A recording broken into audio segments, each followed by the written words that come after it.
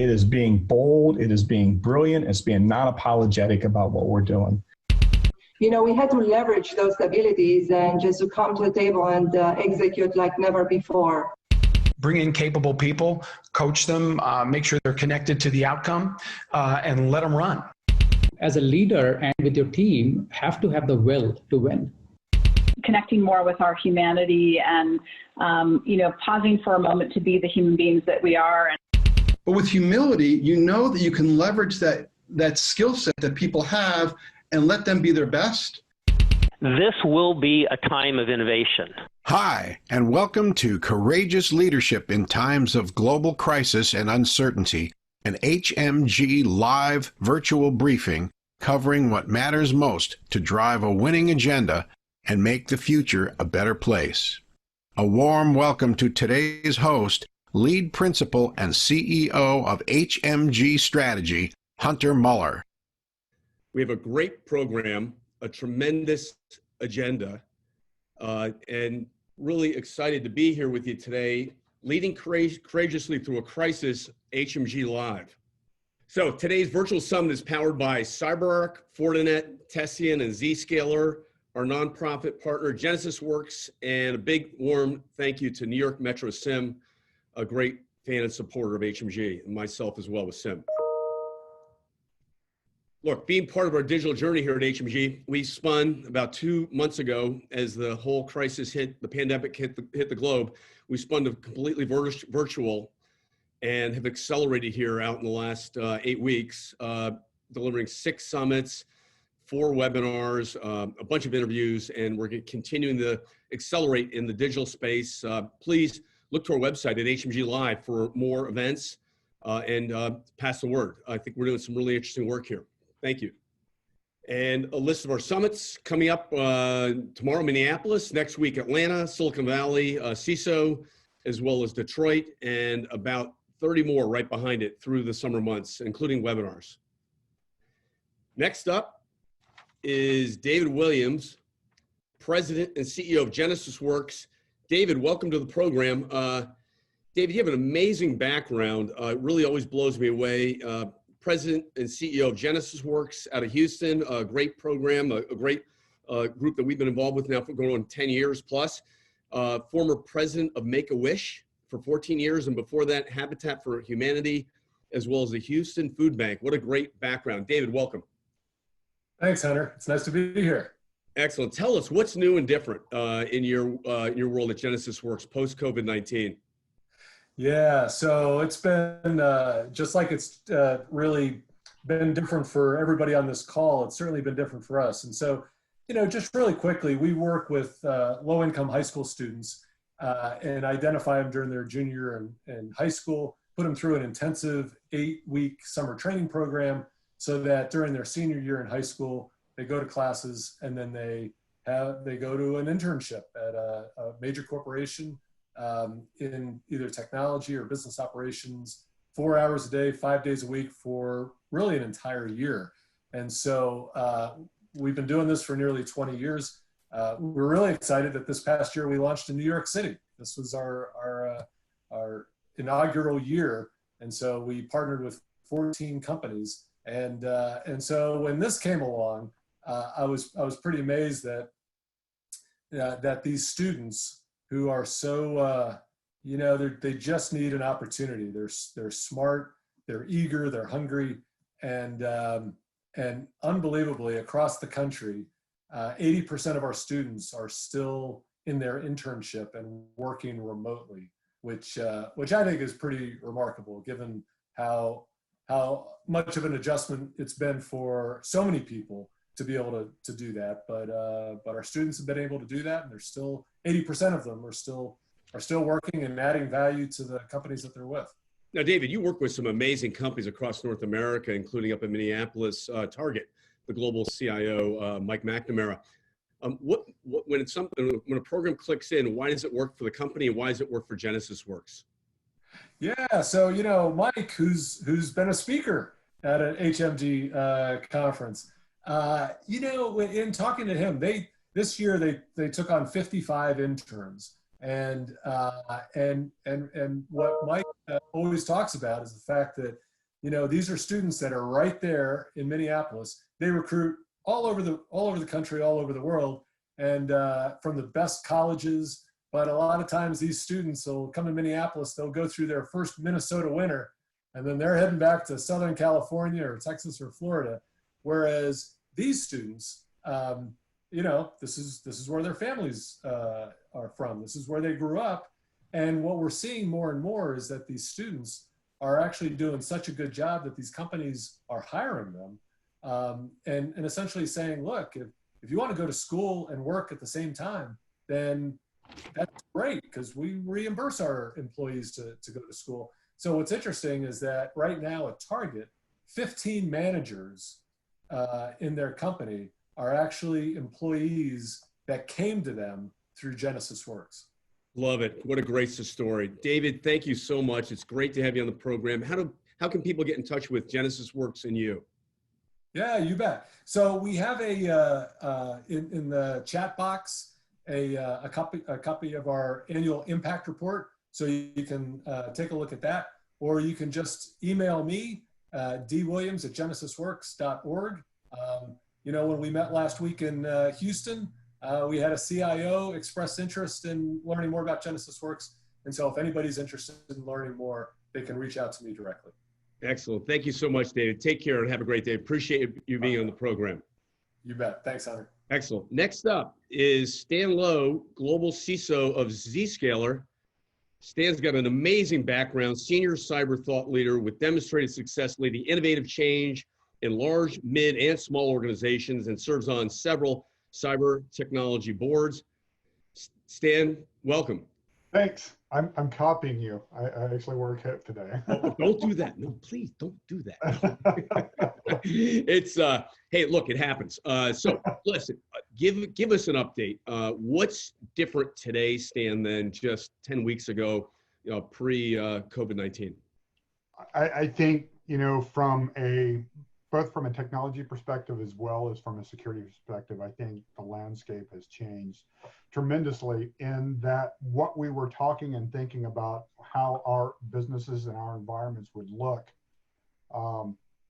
in 24 or 36 months have actually started to look like that now, especially with the dispersal of our workforces and everybody trying to work and access data and applications from literally home, from the places that they're sheltering in place and quarantining. I think that has driven that transformational change in our architecture and has sped that up tremendously. I think the way we're working now is essentially how we're going to be working in the future. I think when we go back to our offices, when we do, hopefully, that environment will have changed completely. It'll look nothing like it is now, and the threats have changed and our risk postures have changed.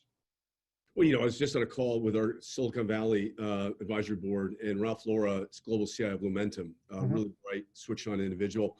And we were talking about the nuances, how personal you can get in this virtual world, leading your team, and how you can personally connect, and how actually it's a great learning experience for all of us. But once we go back to the work environment, whether it's a shift A and B team or whatever, how do we keep the lessons learned today and accelerate the innovation on the edge and the enterprise, and keep the professional learnings to stick as we move forward? So I think it's gonna be something that the businesses demand. It's going to be done if from a CISO, from an information security perspective, or from a CISO's perspective, you either look at this as an opportunity to change how you think about how your environment and how you actually implement security, or the business is going to mandate that you do it. And one of two things is going to happen. One is you're going to be viewed as an enabler for your businesses, to allow your businesses to be able to use the tools and technologies that they need to either protect and drive revenue, or accomplish their missions, or deliver healthcare, or whatever that happens to be. You're going to be viewed as a person that helps that, or a person that hinders that.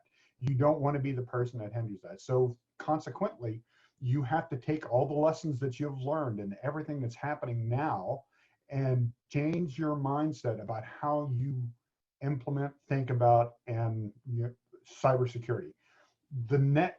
as a really good friend of mine said, now when we would talk about, hey, the internet is the internet of things, the internet is everything now. It is everything. It's your network. It's your means of communication. It's your ability to reach your employees. It is essentially the thing, what Gartner like to call SASE. That is actually what this is now. We're working in a really, for all intents and practical, and I hate the marketing term, zero trust, but that's the environment that we're working in now. So from that perspective, you have to think about how you're going to implement and architect your system separately to be able to support that, or differently. Thank you, Stan. What about some tips for our CISOs and our IT leaders on the program today around leading courageously, leading authentically, leading passionately in these trying times? Some tips and thoughts? Yeah. So one of the things, I wrote a LinkedIn article I sent you the other day, because when we did our first one, and John from Johnson & Johnson talked about being humble, that reminded me of humble leadership. It reminded me of my old boss, Rick Shinseki, who was the Secretary of Veterans Affairs, who constantly talked about that humility of leadership. Not being afraid to know that you don't have all of the answers, especially from a technology perspective, to be able to recognize that in yourself, and then have the humility or the humbleness to know that you don't do that, and allow your people to step forward and shine. Because you can't, oftentimes what got CISOs into their jobs is their technical acumen, their ability to know their technology inside out, and they got promoted up there with very little soft skills, very little training. Well, a lot of us are in our positions now having to think about how we lead in a crisis. And leadership is it's not a natural ability. It can be taught like anything else. So, take a look at, around you, read some books. There are a lot of awesome books that are out there on leadership. Take some online courses, talk to your peers. That's the biggest thing that you can do, I think, is participate in groups like this, where you can have a free flow and exchange of ideas about what you're going through, because it may seem like you're the only guy in the trench and you're the only person that this is happening to. Trust me, you're not. Reach out to your network, reach out to people, hell, reach out to me. I'll put you in touch with people to help you get through this time. And your people are your biggest asset, and you got to realize that. Really good, sage advice. Thank you so much, Stan. What are some of the scale issues which the traditional work remotely, that issues that you're coming up against, and what have you learned? So one of the things that we've discovered is when we did a lot of pandemic planning, and the way that not really pandemic planning, but the way that we did a lot of our business continuity planning was predicated on a physical event happening to a physical location at a particular point in time and lasting for a short period of time. And we designed all of our infrastructure and all of our plans around that. 10% of our workforce at the most. What we've discovered with this is it's not 10% of our workforce, it's all of our workforce. And now we're looking at, having implemented an architecture and technology that does not scale to the number of people that we needed to scale to. That's why I was talking about, that transformation journey that everybody's on to move to the cloud that they thought was going to take 24, 30 months. It's happened to you now. So what we're bumping up against is scalability issues, the ability to need to be able to support individuals working from anywhere, any place, at any time, accessing applications and data from those locations. How do you provide that access, and how do you secure that access? Because just because you're working from home doesn't mean security has gone away. It's even more important than it was before than you were working in enterprise. So one of the things that we're seeing is we're seeing a lot of people come to Zscaler because the tools and technologies that they have in place to be able to secure their employees wherever they are net scaling appropriately to be able to allow that full access. And so, from our perspective, we've increased our cloud and our ability to support our customers. I think we just topped 100 billion transactions the other day, which is 10 times more than Google does on a daily basis. And that's not where we were 3 months ago. So I think that the scalability issue is one of the major problems. Outstanding, Stan. And what's unique about Zscaler? What's the one or two things that we really want to know about you all? What are you most passionate about? Sure. And I think, you know, the biggest thing is allowing you to use a technology that scales to the size that you need it to, and to provide secure access and data and from literally anywhere, and being able to provide a level of security and a level of user experience commensurate with the expectations of their user, at the same time being able to provide that secure access and to those applications and data, no matter where those people are. And that's important now, because that's how we're working. So that's that's the thing that Zscaler is passionate about. I know Jay's passionate about it. The leadership team's passionate about it, is being able to ensure that companies can continue to exist and continue to do what they need to do in the most secure manner possible. And we believe that we help deliver that. Great job. Awesome, Stan. Thank you so much. This summit is powered by Zscaler, so thank you very much. Please reach out to Stan and engage with Zscaler. Happy to do it. Thank you. Thank you.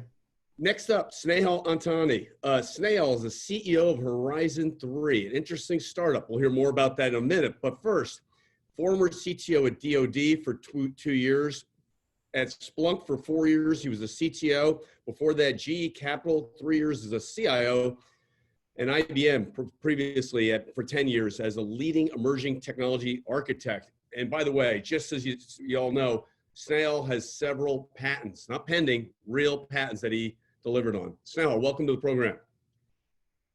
All right, thanks, Hunter. I appreciate the time, and it's great to see these virtual summits executing the way that they are. Well, folks, it's a pleasure to have Snehal, and what a treat. So leading with technology, lessons learned, driving change. Kick it off.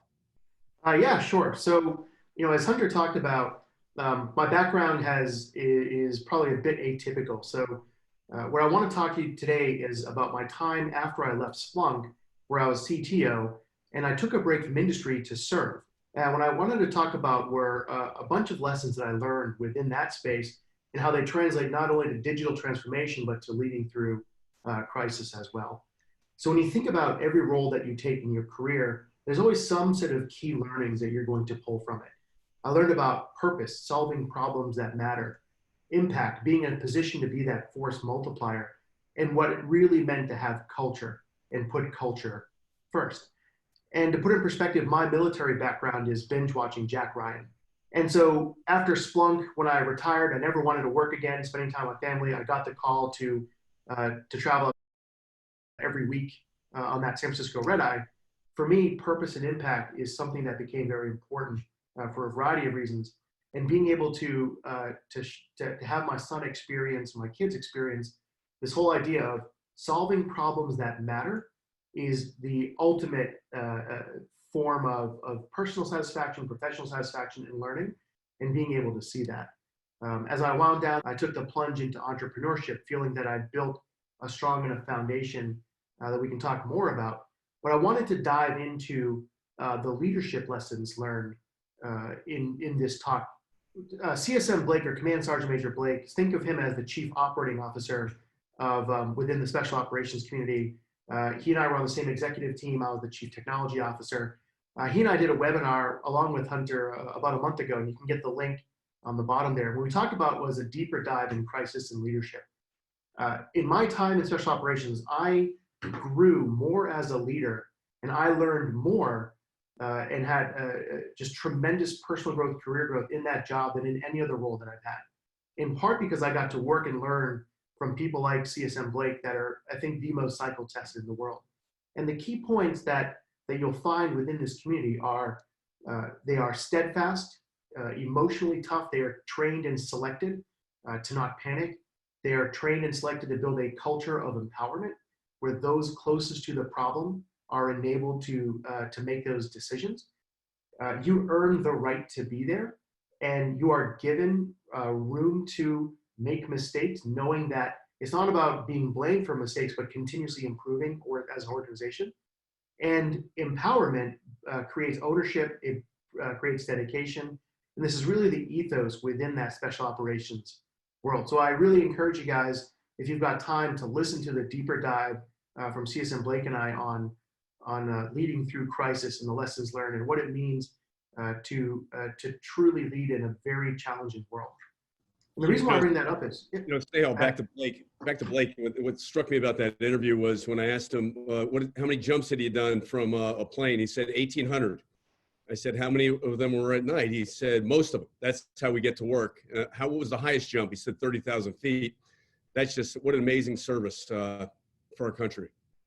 Yeah, exactly. Now that he's retired, for those looking for a really good coach or advisor, or just a person to share insights, especially in crisis or in culture leadership, CSM is probably one of the best out there that you could tap into. And the challenge for us as CIOs, CTOs, now for myself as a CEO, is that crisis will arise in many forms. It'll arise as an IT outage where you're losing $1 million a minute from a breach or from a crash. It could be a cybersecurity breach. For me, when I was CIO at GE Capital, I was working out of Danbury, Connecticut, which is the town next to Sandy Hook. And here I am with the town next to us and the shootings go down, and we have no idea. None of us had any idea what to do or how to react. And so crisis came in the form of tragedy. And most recently in my special operations role, having a front seat to the ballistic missiles being shot by Iran, targeting Al Assad Air Base, and just watching how the community drove command and control and decision-making and response within that scenario. And now, not only as an executive in industry, but as a CEO of a startup, trying to navigate the economic uncertainty that we have to deal with through COVID. And what's amazing as I talk to my network, to my colleagues, through many of the HMG sessions, is who is truly driving that digital transformation of your company. It's no longer the CEO or the CTO. It's the pandemic of the day. So in all of these crises, what I found is leaders fell into one of two buckets. When things went wrong, that leader either became a dictator and they told everybody what to do. They were directive. Everyone was task takers. And that leader was in charge, period. And the extreme opposite was that the leader was an enabler. And those closest to the problem were the empowered quarterbacks that were enabled with resources, empowered with decision-making authority to move out. In the special operations community, and in each of the leaders that I saw successfully navigate crises, they led as enablers. So, for instance, in my observation of the community, the ground force commander or those closest to the problems, they're in charge. They've got the data at their fingertips. They have the context. They have been trained and selected and put in positions of leadership growth to earn the right to be empowered. And they're the ones that are able to successfully maneuver. And the leader's job is to bring them resources, hack through bureaucracy, help to coordinate across multiple dilemmas, and so on. Where the leader was the dictator, we see this throughout military history, throughout corporate history, those organizations almost always underperform and under-execute. Now, there's a time and place for both, but in general, what you see are these two categories. So I'll pause there. I know Hunter and I have gone back and forth on a lot of this with great comments from the audience, and so I hope we have some good dialogue in the panel afterwards. Thanks. Yeah, go ahead. Thank you. Yeah, as I've personally gone through crisis, I've really learned to reflect on my own performance, and I wanted to leave you guys with a set of questions that I personally go through. So at the end of the crisis, or at the end of whether it's an outage, a breach, or any of these other hard problems and situations we've been in, was I a dictator or was I an enabler? Was my team waiting on me for my decisions, or did they feel empowered to move out? Was it obvious that the intent was clear, or was it ambiguous, leading to interpretation? Think of the telephone game where everyone has their own understanding of what problem to go solve, leading to disagreements. And did I allow those disagreements to fester, or did I effectively troop lead to make sure that we all got on the same page and delivered? Was it obvious to everybody in the room who owned the decision versus who was just an influencer or an advisor to the decision? If everyone owns a decision, then nobody owns it to some degree. And as I went through this process, was I panicked and interrogating? Was I listening to respond, or was I listening to understand? And that's a really important leadership trait that I learned working alongside folks like CSM Blake and others. And was I trying to seek blame, or was I trying to make sure we all got better as an organization? And finally, what can we learn from this crisis that's going to feed into our business continuity plans and disaster recovery and other exercises that we do, so we at least have some muscle memory to fall back on. So while we might hit things for the first time, we have some experience and some exercise and some training and some processes already in place that we can pull from. And that's especially true that I saw in the banking industry that is taken to an extreme within the special operations community. And I'll pause there and I'll leave you with the key takeaways. Unity of effort. If everyone has to have a North Star that they're marching towards, it has to be clear to everybody. How do you empower and enable the right people? How do you shield them through bureaucracy? How do you define and protect the chemistry of the team? You want to allow some drift and some creativity and innovation, but you want to have some heartbeat of the organization or some cadence to make sure that people don't drift too far off and that we all have some cohesion in our effort. And finally, do you have the confidence to leave rank and title at the door and troop lead on a whiteboard with a junior member of the organization, a senior member of the organization, everyone in between to solve a problem? What you'll find within the special operations community, and then I really took this away as I kind of got immersed, is a 3-star general and a private or a master sergeant, they will leave rank at the door and they will solve a problem together on the whiteboard and properly troop lead. And my biggest personal epiphany, because my experience was driving transformation at Capital and elsewhere, is that the leadership traits for successful digital transformation and the leadership traits for leading through crisis significantly overlap. And that was my personal realization as I observed and got immersed within the special operations community and was able to tie that back to my industry experience. So I hope you guys found this useful, and I hope this tees up a good panel discussion following. And Hunter, thank you for the time.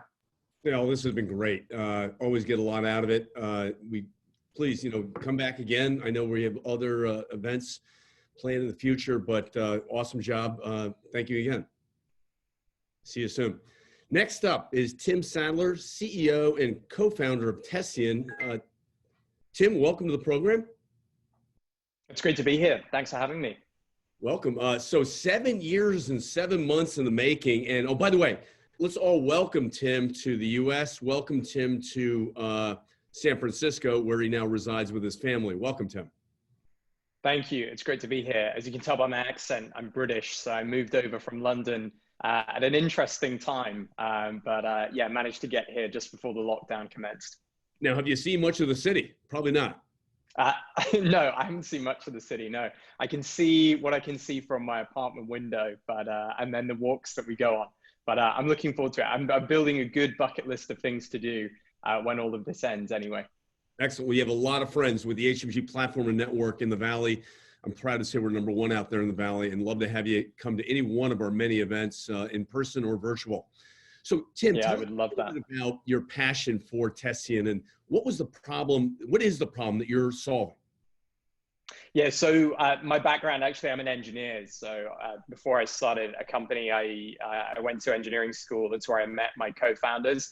And then I started my career working in finance for some of the world's largest banks. I've always been really driven by solving problems through technology. I just love that intersection of creativity, science, and then, yeah, entrepreneurship, really. It's taking that thing, that kind of essence of an idea, and then seeing it through into something that can actually make people's lives better.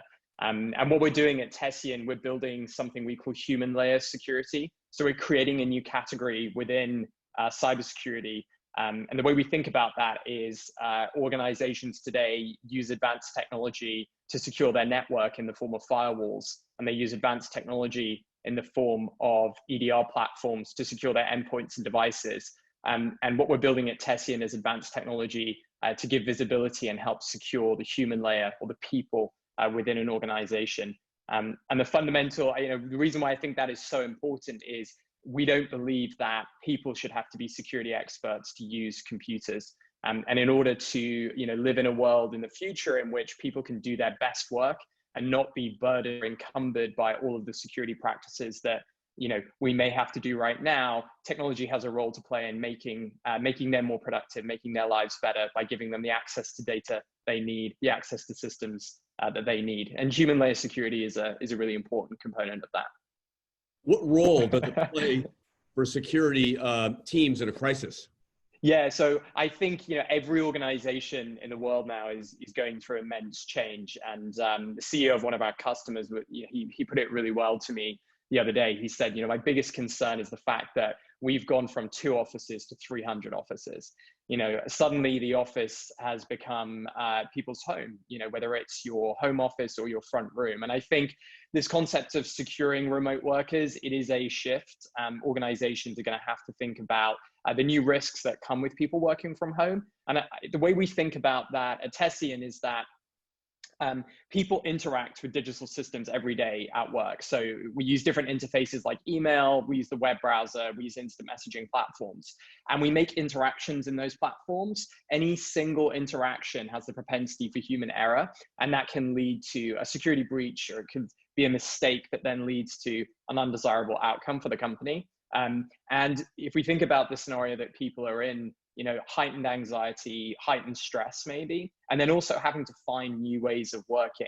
And what this ultimately is leading to, that we're seeing, is a rise in people maybe unintentionally leaking data from an organization to an insecure personal email account. So if you need to print that document, sending it to your Gmail account to actually print it out easily. So again, it's not malicious, but it might cause problems to your organization if you can't send sensitive employee information outside of your organization, for example, or NPVI. And then the other side of it is a massive rise in business email compromise and COVID-19 related phishing scams. And particularly, executive impersonation on email is such a big problem now because everybody is distributed. You can't just go over to your colleague and ask, whether it was really them that sent you the email or not, because we're all distributed and attackers know that. So they're preying on those kinds of things. So Tim, thank you. A little bit more about human layer security. Why does it go a step further than other security platforms?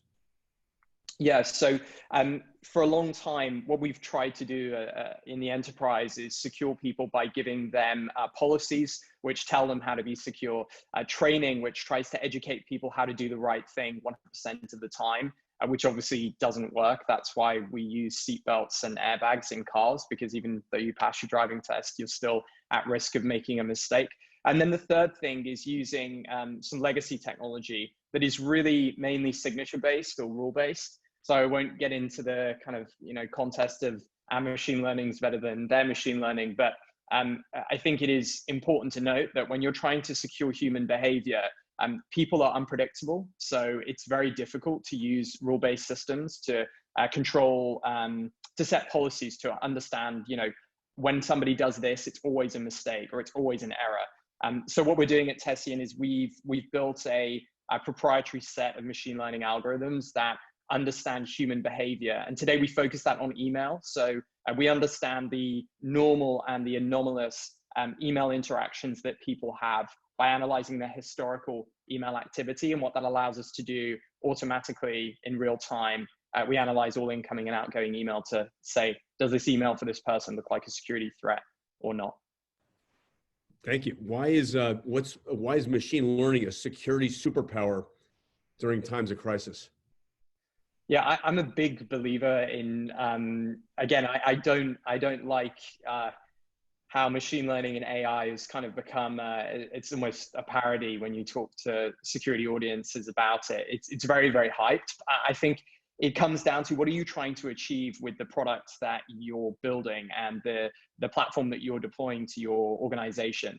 And for us, the reason why we use machine learning is because of its efficacy combined with the user experience that it affords security teams and employees.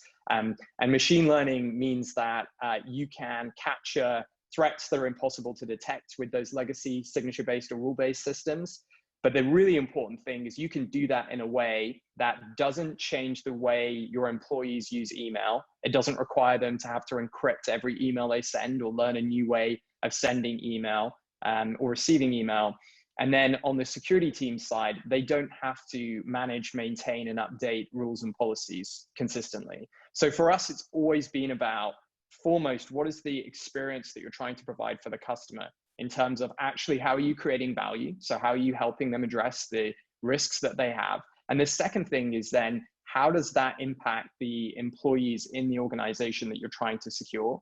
Because everything has an associated cost with it when you're pushing it out to employees. You know, it's not just the cost of the software, it's the cost of the interaction that they're having with that system every day. Is that a positive interaction or a negative one? So we think machine learning has that balance between efficacy and user experience that is so, so important for human layer security. So thank you, Tim. So in closing, what's really changed overnight, and how can people get in touch with you? Yeah, I think, I guess 4 weeks ago I would have said that, you know, everyone's world is upside down and we're just adjusting to that new normal. Actually, from talking with customers this week, I think now a lot of us are adjusted. You know, we've got our employees set up for success. They have the systems that they need. I think now security teams are thinking, okay, well, what next and what can we do? And I think that, you know, it's important to be looking at these new practices that people are adopting given they're working from home. I think human layer security is a core component to this. Ultimately, your employees are now remote. So you should think about how you're going to secure them in a way that maybe goes beyond policies and training.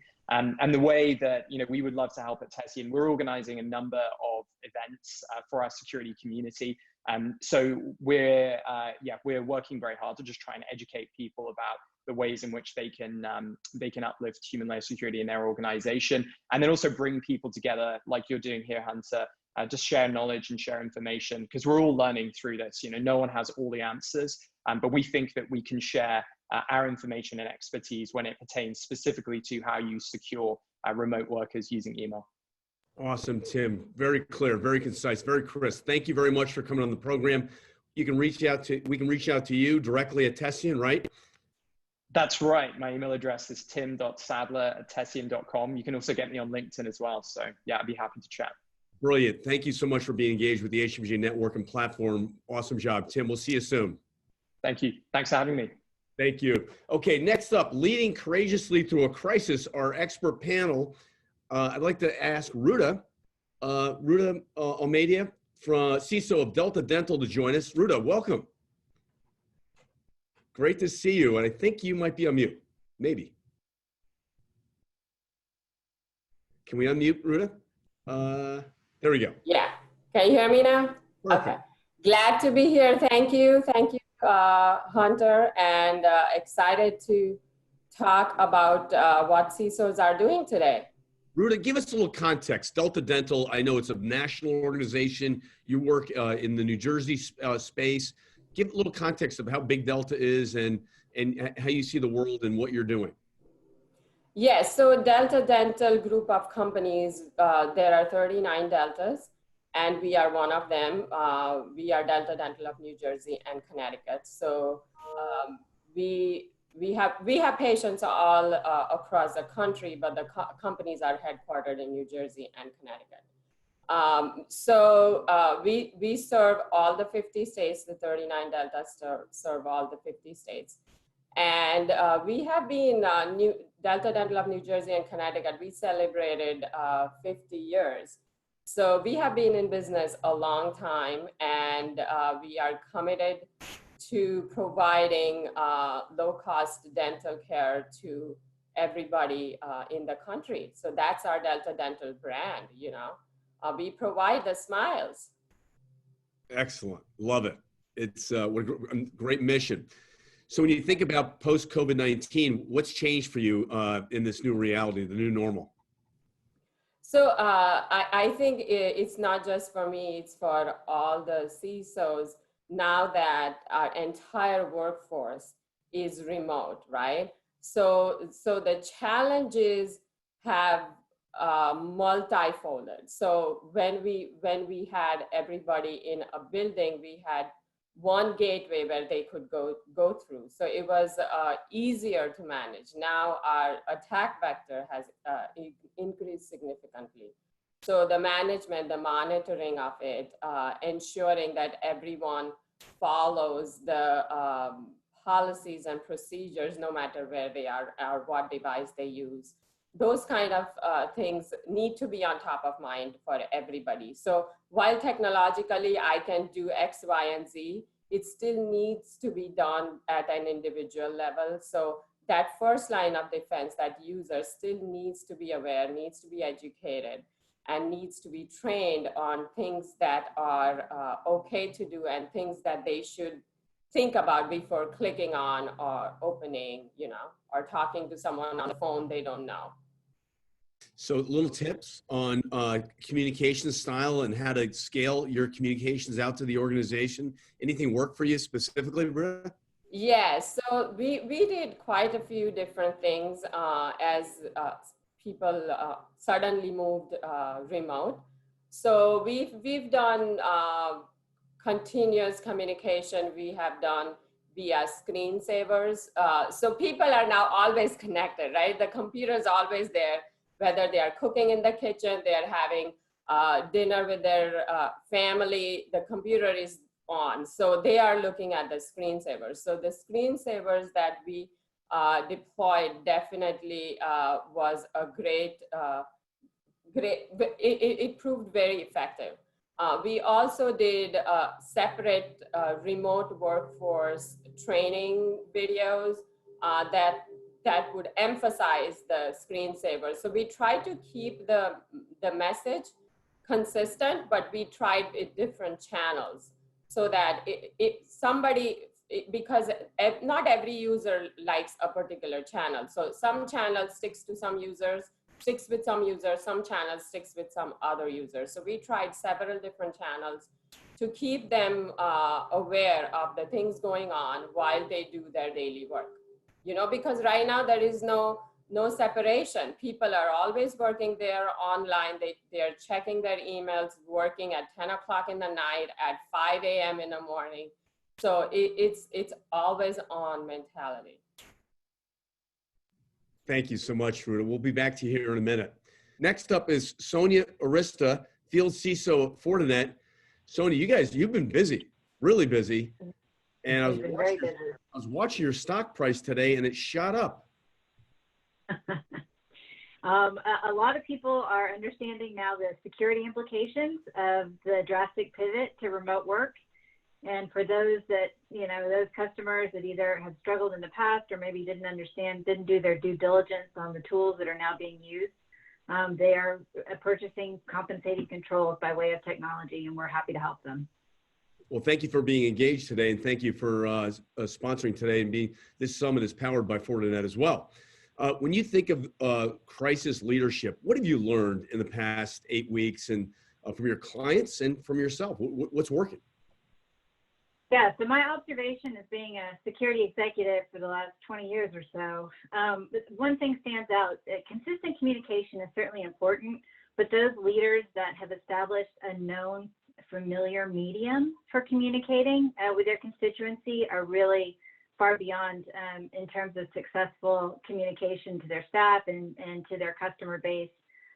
Critically important from a cybersecurity perspective, because as we know, my background's mainly in healthcare. To this point, cybersecurity attacks are manifesting themselves through email communications under the guise of providing information to people with malware payload embedded in those types of communications. So those leaders that have been thoughtful about investing in a critical event management tool, or they have a consistent branded communication style, are really reaping the benefits of effectively communicating with organizations today.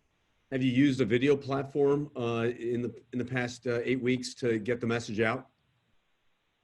Used a little bit of a video platform, yes, and certainly our corporate communications from Fortinet has been consistent. So I know when I see it in my inbox, it looks, it smells, it feels, it's from the same people that I can expect to have that trusted communication from. To that extent, open door policies has also been a very strong leadership trait that I feel is now being reaped value for security leaders that are trying to maneuver the confines of this continuous change of remote workers. And then what's unique about Fortinet? What are you guys doing? What's the problem that you're solving in the enterprise, and what's unique about you folks? Yeah, so as you know, cybersecurity professionals know that incident response and business continuity planning are some of the core pillars of any good security program. Readily assessing and not underestimating the IT factor within your agile strategy as you're pivoting your business either to remote work or remote ways of communicating with your customer base or sales, of course. So as I alluded to earlier, all of this pivot to remote work technology tools, if enterprises haven't vetted the tools that are going to be used in the new paradigm of doing business, they need to invest in compensating controls to shore up security that's now potentially a vulnerability to their enterprise environments. Excellent. Thank you so much. We'll visit back with you here in just a minute, Sonia. Next up is Frank Price, Senior Vice President and CIRO of Hudson Bay Company, HBC. Frank and I have known each other for a long time, met originally when he was the global CISO for CVS. Welcome, Frank. Thanks, Hunter. Great to be here. It's always a pleasure, Frank. You always have such an interesting perspective. Give us an update. What's going on? So I was thinking as I was listening to what Roota was saying, obviously I have a background in healthcare, but having made the move to retail, I'd like to remind everyone that shopping is therapy too. Basically what we're doing, I'm over at Hudson's Bay, and Hudson's Bay is the oldest operating company in North America. We just celebrated our 350th anniversary on Saturday. And that means that there's a lot of experience there. In some ways, a very old company, but in some ways, a very new company, given some of the innovation in technology and some of the changes that we're making organizationally. Just to give everyone the background, if they're not familiar with it, Hudson's Bay is the umbrella for several brands that you may know. So Saks Fifth Avenue, Saks Off Fifth, and also the Bay or Hudson's Bay, which is better known in Canada than the US, but that's the entire organization. Within the organization, and why it says that strange CIRO instead of CISO under my title, that's Chief Information Risk Officer. That's an experiment that we're doing based on a presentation that Steve Katz, the CISO Supreme, gave at one of your previous presentations, and that's combining some of the advocacy around information security, privacy operations, and business resilience and disaster recovery. So we're putting that all under one roof, and we're operating the program that way. Well, Frank, you happen to have the luxury of working with a longtime colleague and a brilliant CIO, Stephen Gold, Yes. who's your colleague. What do you guys? How are you guys pivoting in this insane environment? Because retail isn't open. Yep. So first, I'll say I think Steve was probably ahead of the curve already. When I arrived there in November. There was already a digital transformation underway and enabling some of the type of telecommunications technology that we're using in this very call. From the standpoint of the business, we had laid a lot of the groundwork for video conferencing and this type of remote communication already. What we've done is basically expand that across the organization, make changes within access control and in some of the remote communications and support capabilities so that people can work from home. And you've heard some of the other guests and panelists talk about that. From a store standpoint, we have begun to reopen, but the driving rule for us is always the safety of our employees first, and also that of our customers. So from a technological standpoint, we're supporting it. From a human safety, which is the most important point, we're also supporting the change. And for those of you who might want to look, Mark Metrick, who is the president of Saks Fifth Avenue, was on TV last week. He was on CNBC. And there's a video on YouTube about that you can see that talks a little bit about the future and what it looks like to be in the stores. So I encourage everyone to take a look at that. Oh, very cool. Very interesting. So what about securing the remote workforce? What have you learned in the past 2 months? I think some of your other guests covered it, but you have to be very supportive, right? You have to look for solutions that enable the business. And that also people get very creative about the use of information, and some had assumptions around the physical proximity of their information. I'll tell you that one thing that we did that was probably low tech but very helpful was we did a walkthrough of our buildings before this was starting to spin up, and we put up reminders everywhere for everyone to take their laptops home with them every night, right? Just to make sure that everyone was ready, so that when we had to make the call to send everyone home, that they didn't find themselves caught without their technology. So I think, enhancing communication, improving the frequency of that is key.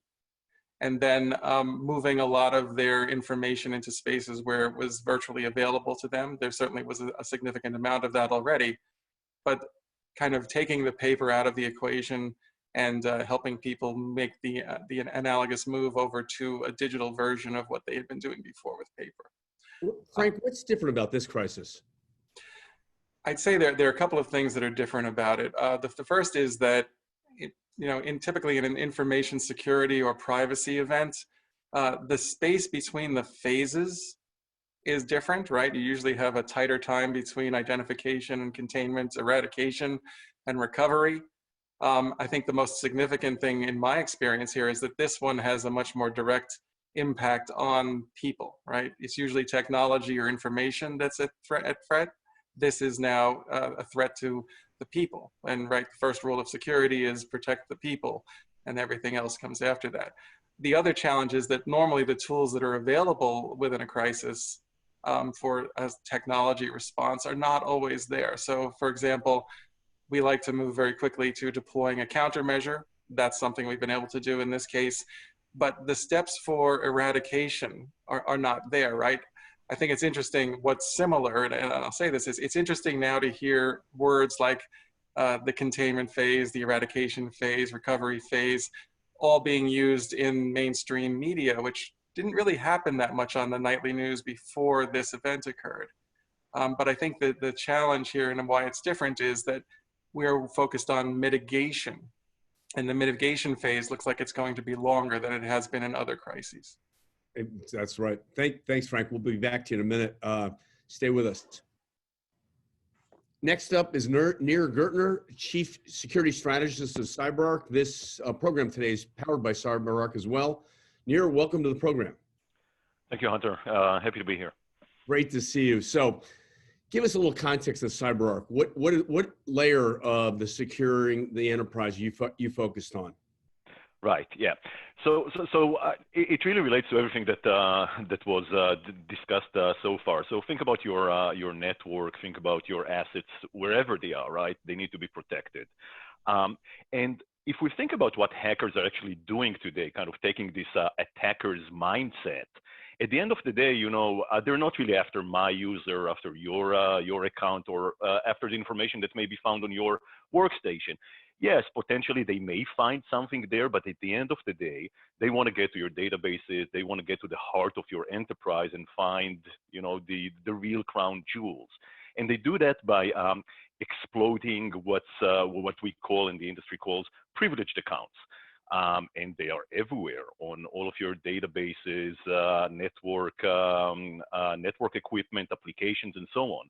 There is always that super user that the admins use or the developers use to get access. And this is what the attackers are after. And what happens now, when we're all at home and working remotely, just really exacerbates that issue of how do I get to the privileged accounts that help me to basically execute my business.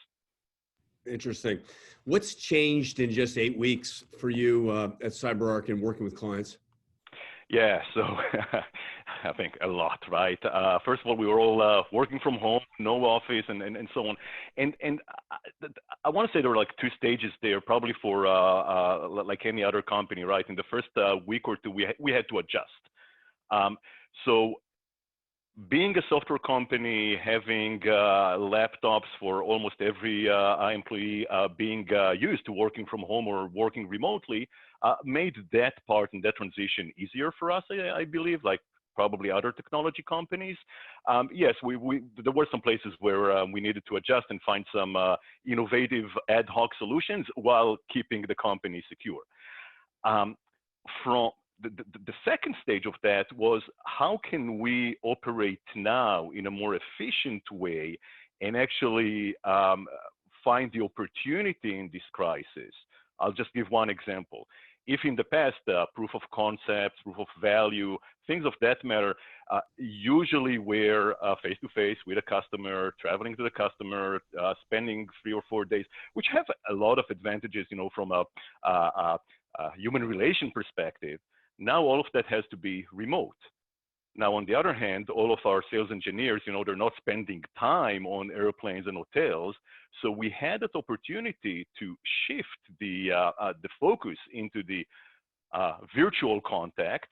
And then kind of the phase 3 will be, is that something that we can carry on following the crisis? Got it. Perfect. Got it. When you think about which technology trends are you tracking right now, Nir, and what's really hot on your radar? Yeah. So and again, that really ties back to everything that was said here. I think that organizations understand today that the movement or transition to the cloud as part of digital transformation, or regardless of that, obviously there are a lot of good reasons for that, and we just found that there is another very good reason for that, which is remote working. Having said that, I think that the understanding that organizations have today is that this trend is not just related to working from home, because hey, we may be back in our offices in a few months and maybe quote unquote back to normal, right? But I think that there is an understanding that the business can operate better, that the business can move faster with these transitions, that it's not just about working from home or remotely.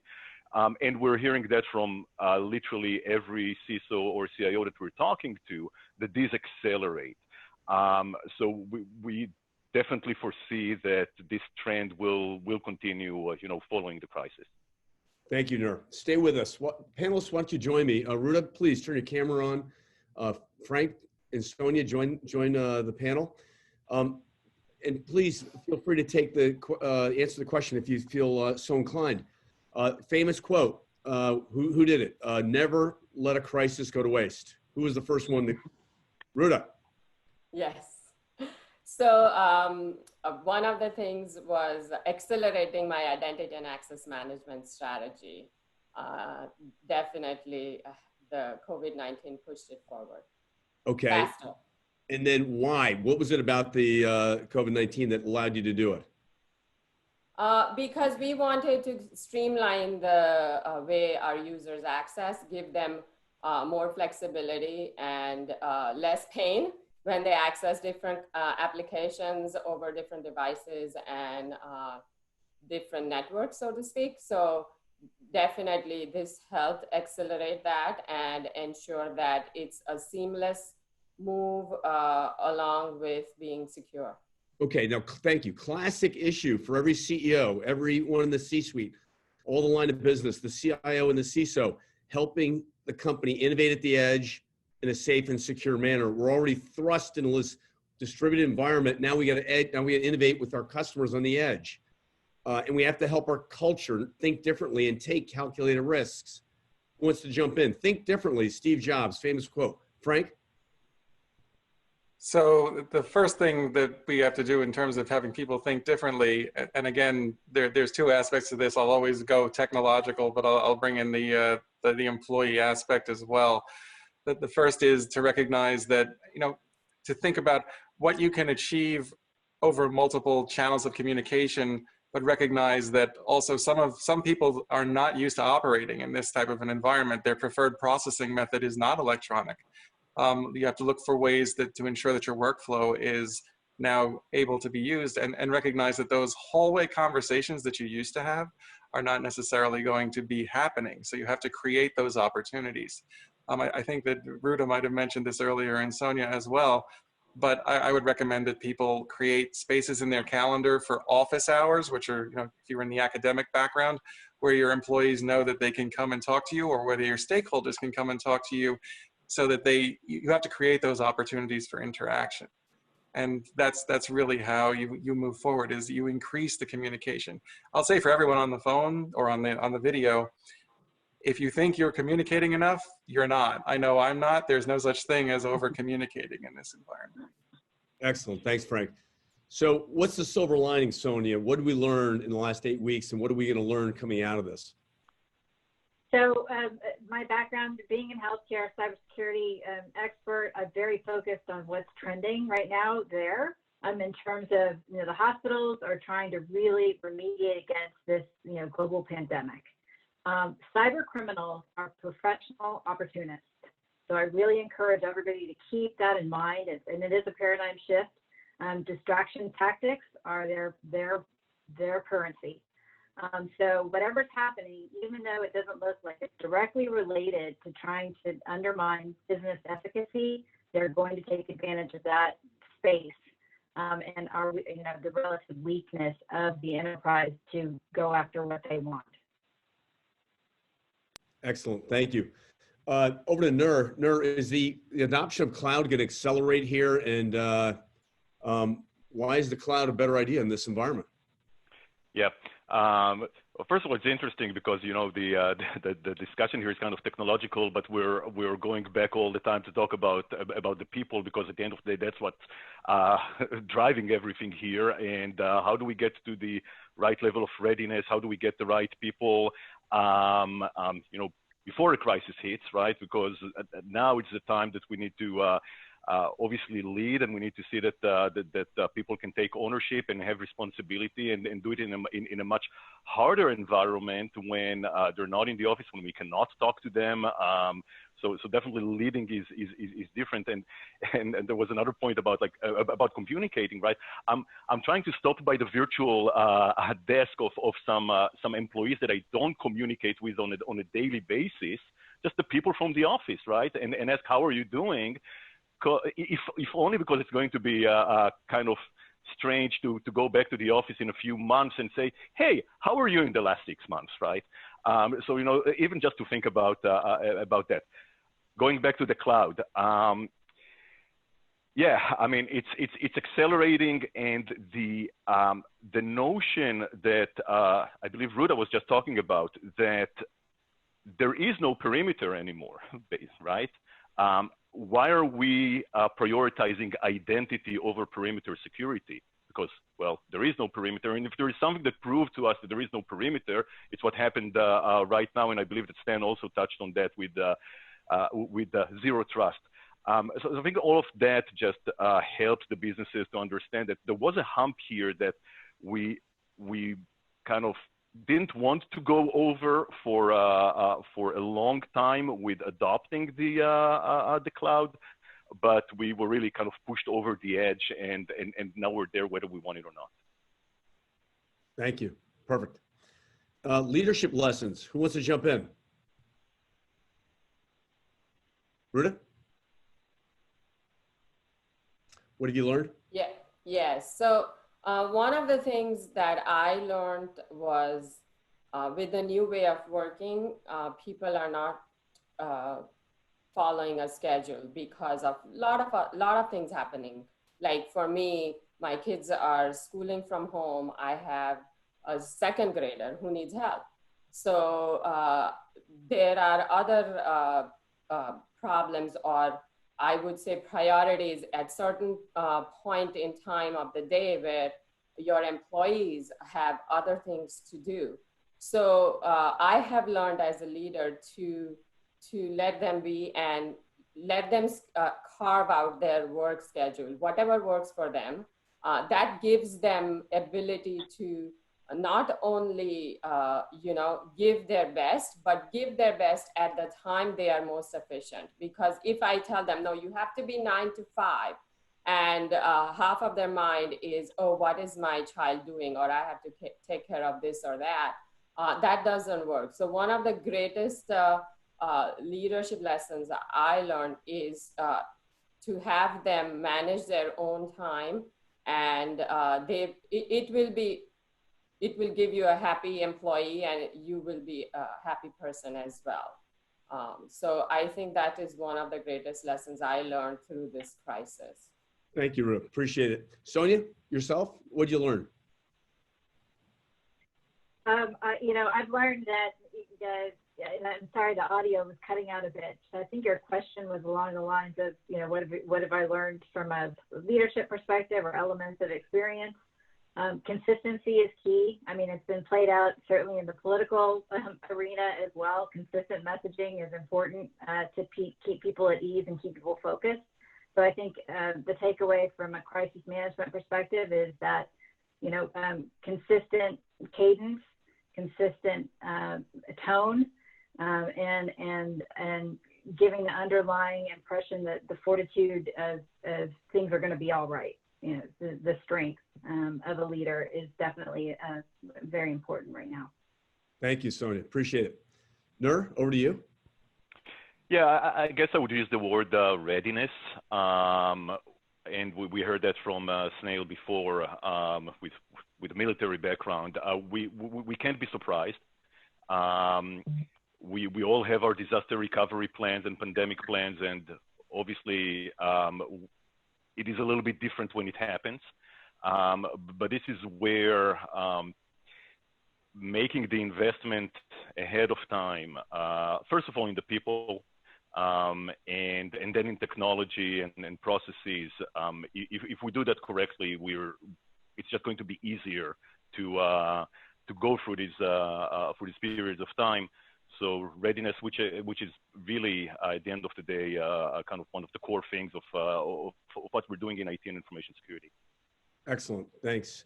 Frank, it's up to you. Final word. Sure. The final word is resilience. And I'll say that the community of cybersecurity professionals and security professionals in general, we've been training for this our whole lives.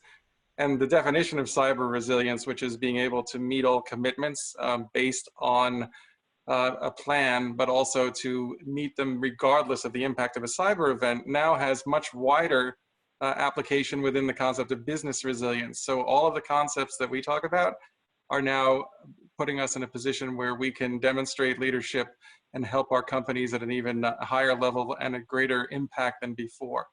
I'll say out there that my team and my colleagues, all of the associates at HBC, have demonstrated a degree of resilience, dealing with a lot of uncertainty, and really coming through it with a great deal of strength and a surprising degree of creativity. You cannot underestimate the power of a team that is unleashed to do what they do best. So I will say it's resilience, and we're all going to get through this because we have encouraged that within our community. Excellent. Thanks so much, Frank. Nir, excellent. Roota, really appreciate it. Thank you. Great to see you. Appreciate your support all the time. And Sonia, thank you very much. Again, a big shout out to Fortinet, CyberArk for powering today's event. Stay with us. Next up, our search executive panel. Please welcome Beverly Lieberman, Michael Piacente, as well as Stephen Spagnuolo to the program. Welcome. Great to see you. Thank you. I see it's like we're old home, right? So we've been friends for a decade, and now we're in a different medium. It's really interesting, right? Living on a video conference bridge for the rest of my life. I feel like this is my new home. Bev, why don't you take us away? Why don't you kick it off? Set some context, who you are, your company, your role, a little bit insight about how you're managing through the crisis with your clients. Okay. So Beverly Lieberman, I'm the owner and lead recruiter of Halbrecht Lieberman Associates. We're a retained executive search business and been in business for 25 plus years. We do work for small, medium, and large companies, primarily the CIO, the CISO, Chief Data Security, Data Science Officer, Chief Digital Officer. So mostly those roles, but I've done several CISO roles in the last couple of years. It's a very hot area. So the executive search business at the C-level has really dwindled. You know, I would say our business is down 70%. So what that entails is, you know, searches that started before the 1st of March, in some cases, I had 3, were shut down, and 1 is going on. So I think I'm really typical compared to my peers. And I will say to you that the new frontier is you know, convincing your client that it's going to be challenging but worthwhile to go through the search process virtually. It means generally more meetings with more people. And now that we're in May, I have a client in Chicago, and the final two candidates are in driving distance to Chicago, and we're planning to have them meet in a park. Chair, BYO, you know, latte, and hang out with two members of the client organization and get to see the candidate, you know, in a more casual setting and see if the vibes are good. So it'll be a first if this happens. I'm not suggesting it's the best way to hire people, but it is, you know, it's a critical role, and this is a CISO role. They are willing to do that. If they don't get together in a park, anyway. Interesting, right? Thank you, Bev. Michael, welcome. Thoughts on kind of an update? How you doing? I'm great. Thanks for having me, and for what it's worth, you and the team have done an outstanding service with these programs. We're hearing a lot of great response, so thank you for doing this. Thanks. Thoughts post COVID-19, clients, the market, the future?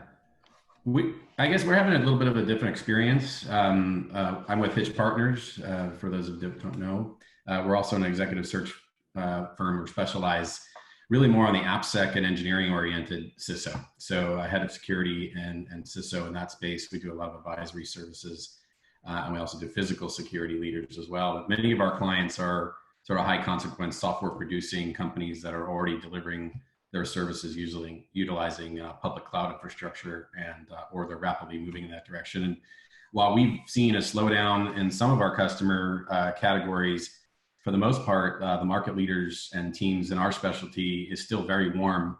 In fact, just speaking with and helping advise 8 CISOs this week that have accepted new roles. Just this past week, we've completed 2 new searches in the last week.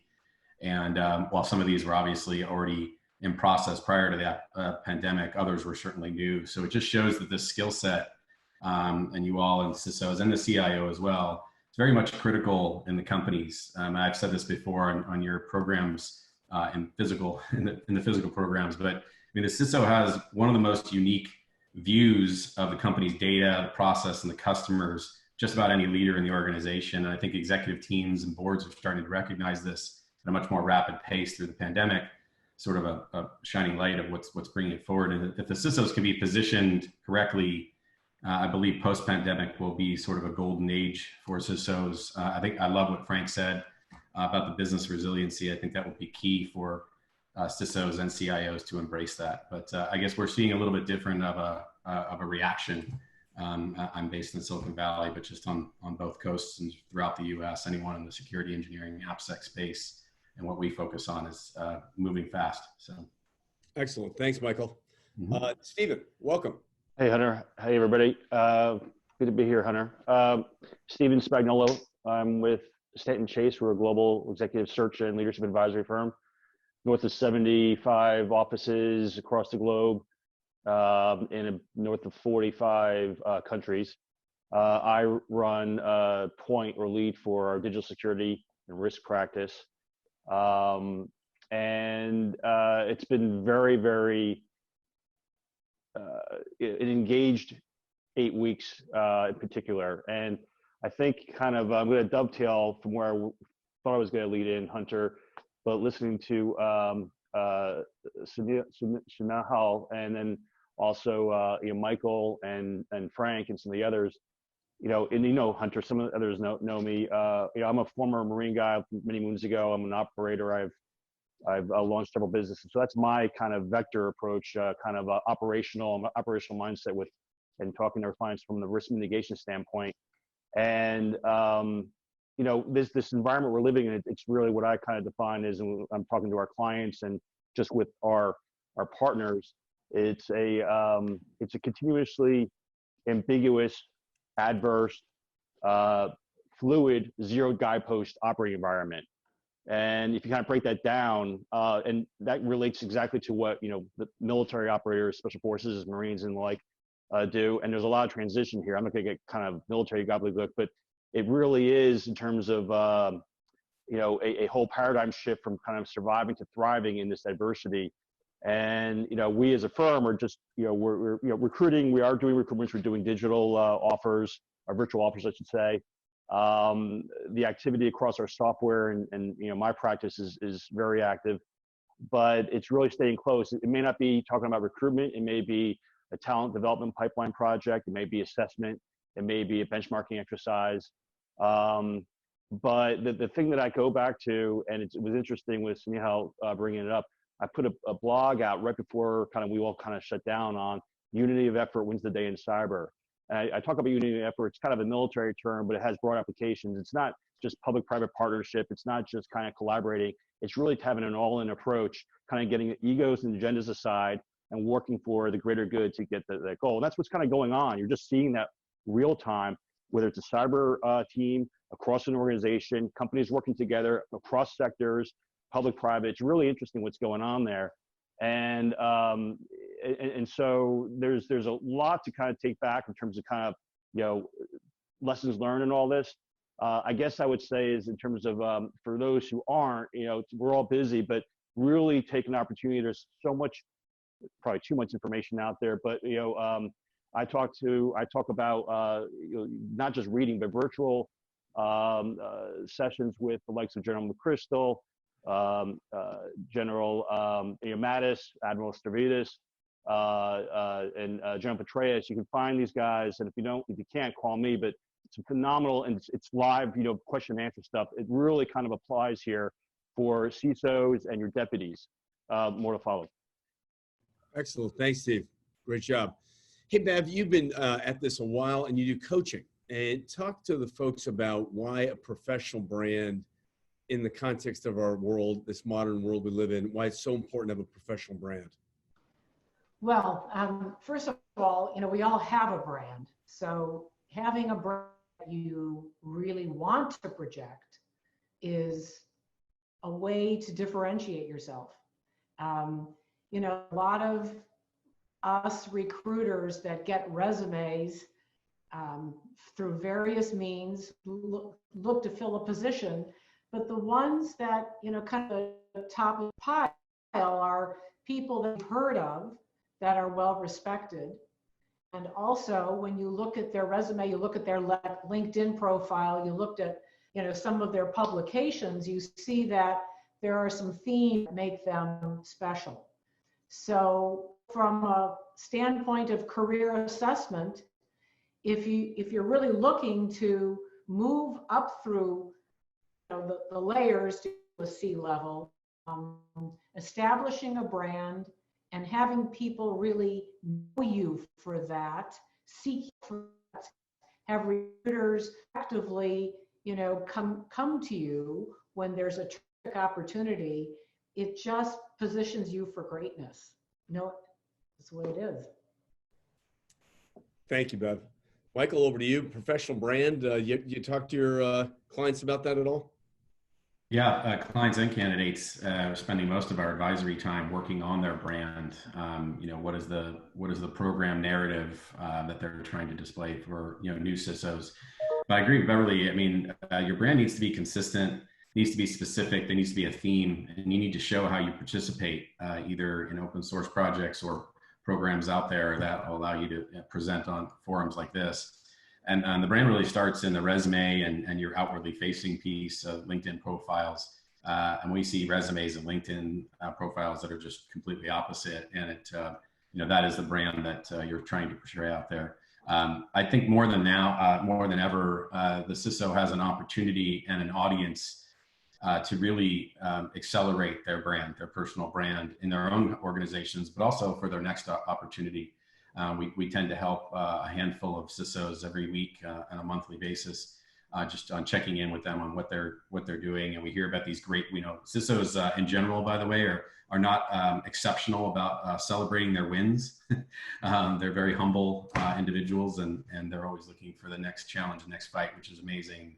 They're superheroes in our minds, but you do have to take the time to really narrate and celebrate your wins publicly, if not even within your company. So I'd say it's a really interesting time to focus in on the brand, and we can probably get into what that means from a hiring perspective in just a bit if you wanted to go there as well. Thanks, Michael. Yeah, Spags, the brand, someone's brand, and coaching them on that matter. Well, and we've talked about this many times, Hunter. I'll take a slightly different approach just for the sake of diversifying the discussion. You know, I go back to if you as CISO, by the way, I think the development here is the institutionalization in this environment of the deputy CISO. It's been there, but you see a lot more just institutionalizing that. But you know, if you're, I know, you know, another colleague of ours on HMG, Ed Amoroso, feels the same way. If you're doing your job and focusing on your job and doing that well, that's going to really kind of carry you for you. That said, something we've been talking about in this kind of pandemic era, again, reflecting on kind of how I defined it in this kind of, you know, fuzzy, fluid, you know, lack of guidepost environment. Well, guess what? I mean, CISOs, that's their default day in, day out. I mean, they've been practicing for, you know, kind of contingency against breaches, mock breaches, take down some systems. They've been doing this. So if there's any one individual across the organization right now, CIO as well, but for purposes here, the CISO, to kind of seamlessly transition into this kind of new order, which I would say, again, we can get into, I don't know if we'll have time, but, you know, we have to be conscious of not calling it the new norm, but almost kind of returnment. And I can talk about that, but you know, what I call the CISO really should be the beacon of light across the organization. Just by virtue of what they do, they've kind of transitioned. And again, not everything's been perfect. There's been kind of some muck-ups and all that, but being comfortable in operating with a very little information, fluid, you know, lack of benchmarking environment is really the CISO. So it's a, you know, as Michael said, as Beverly said, and Frank said, it's a phenomenal opportunity, and I contend that that's how one, you know, best promotes the brand. It's just by doing their great work day in, day out. Any questions for our expert panelists? We've never done this, but I think it's a great opportunity to cross-fertilize some thought leadership here. I got some. So, you know, and I get this question a lot, is for guys that are looking for, or gals that are looking for their first CISO role and trying to develop that je ne sais quoi that makes them attractive to organizations, because oftentimes, you know, we see guys that are folks that get hired sort of come up to the organization, but if you're not able to do that, how should they position themselves as a, you know, and demonstrate that leadership spark that they have to potential employers? What's a good thing for them to do? Great question. You know, I think early in someone's career, if they're really thinking around becoming a leader, you know, some people already at age 22, I mean, have been leaders in sports or in school. But if they're really thinking about it, you know, it's always the idea of raising your hand. You know, you listen to your managers about what's going on and where there are real problems. And even if you're not an expert, if you raise your hand and say, look, I'm really excited about helping solve this. I have some background over here. Stand up, stand out. And often you will get recognized, and, you know, that will lead to something after that. So it's volunteering. Great call. Can I piggyback on that, Hunter? Go. Real quick. You know, through this again, 8 weeks, if you will, just observing, I'm sure everybody has witnessed emergent leaders who maybe I call them surprise leaders come up, and you know, it's important not just to identify those individuals, but to recognize them publicly. And frankly, on the flip side, you're probably going to have one or two, you know, the leaders you kind of were depending on maybe didn't come through in this time. And I'm not saying you can them, but you have to think about what you do with that individual on a going forward basis too, because it is, I don't like to see new norm, but it is going to be a different operating environment kind of a going forward basis. It's not kind of going back to reverting. So just think about that as well. It's kind of a follow on to Bev's comments on Stan's question. Thanks, Steve. Yeah. Tim, question for the panelists? I was going to. I have a question. So for for an individual who is looking for a new job, and it could be mid to senior level job in a new company during this time?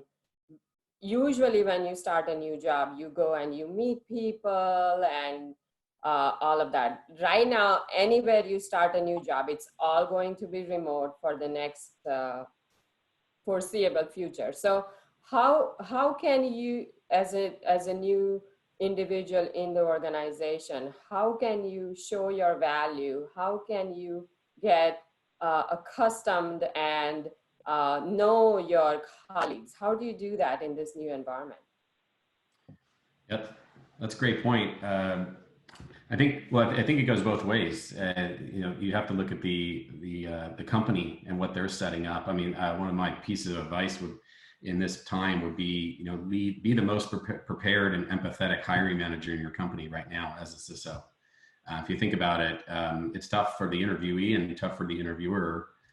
We need a lot of empathy. Everyone's going through this in a different way. Everyone's experiencing something different. And you're likely going to be making these key hires without ever even having met the candidate in person, and vice versa. They will not have met you.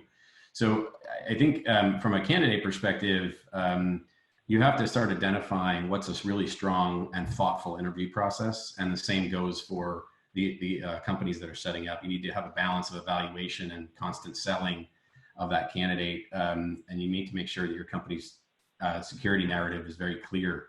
But as far as to your point, I think it's really important for companies to be able to be ready to show their culture. I mean, there's no office to show off. There's no modern new building with cultural footprints everywhere you go.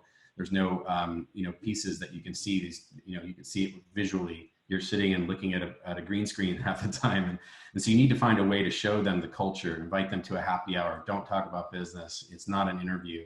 Really remember to have fun and show inclusion. And these are some of the things we're seeing. Some of the Valley customers are really taking to, they don't really have anything to show off. So you really have to remember to show that culture, making sure that the process is seamless. So that's one thing we've been really focusing with our clients, advising our clients to make sure they're not forgetting. Excellent. Thanks, Michael. Probably closing comments, folks. Great session today. Great summit. I want to thank everyone here that's here. Our partners, Zscaler, Tessian, CyberArk, Fortinet. Really love having the partner engagement and thought leadership. Brilliant stuff. Let's just go around the horn. Like one thought, kind of like a rapid fire of inspiration or hope, giving people, exciting people to, you know, think about tomorrow and the future, right? Tim, you want to go first? Yeah, I think for me and my team, it's just realizing that this is going to be challenging for all of us. And if we can figure out how to be successful in this environment, then everything else will be easy after this. So yeah, just, you know, making the most of the challenging environment and learning how to channel that to make you and the team stronger, I think. Excellent. Thanks, Tim. Snehal, you're up. I think it's important to build a team of learn-it-alls, especially at a time like this where they've got time to build themselves, expand their expertise, give them hard problems that wouldn't have otherwise had access to or had time to solve previously, and trust them to get their day jobs done and use their learn-it-all characteristics to help you push the bar in other areas. Awesome. Thank you. Nir, one word. One word. Can I just a few words. I think that we're seeing the CISO position evolving from you know, kind of the old technology to being a business enabler, and I think that what happens today is that we start to see the CISO also as a leader of people and a team, and this is where the best CISOs will shine out. Excellent. Thank you. Frank? I used one before, so I'll pick a different one this time. Transparency, right? Admit when you don't know all of the facts, because that's going to be most of the time, but communicate frequently, be driven by data. Awesome. Roota? I'll go on a personal level. The word is gratitude. Love it. And I'll elaborate on that. So the time and the opportunity that nature has given for me to spend time with my family, which because we are all running, we didn't have that much time. I definitely have that gratitude that I'm able to do so. And then also pursue extra learning, pursue the hobbies that I didn't have time for. So I definitely taking advantage of this, and then gratitude that I'm safe and healthy, my family is safe and healthy. So that is the most important thing right now. Love it. Thank you, Roota. Sonia?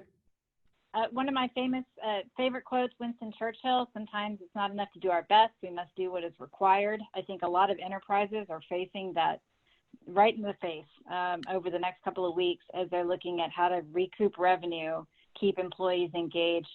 So definitely strength and spirit would be one of the hallmarks, I think, of what we need to focus on right now. Awesome. Love it. Thanks, Sonia. Steve, final word? Again, helping a CISO, not just your team, but your organization, because you probably are thriving in this fluid, zero guidepost environment, but helping your colleagues to thrive in this, it's a paradigm shift, kind of thriving in this. And in so doing, kind of assess yourself and your team. On the military side, you'll hear battle rhythm. You can call it operating rhythm, and it's a self introspective as well as across your team, how you're operating day in, day out, from your personal space to your, especially these days, it's all blended, personal, professional, otherwise, and you really want to define your operating rhythm in this new environment. Excellent. Thanks, Steve. Bev? I think this is an environment where even if you're a good leader today, you want to set a stretch goal for yourself to be a great leader.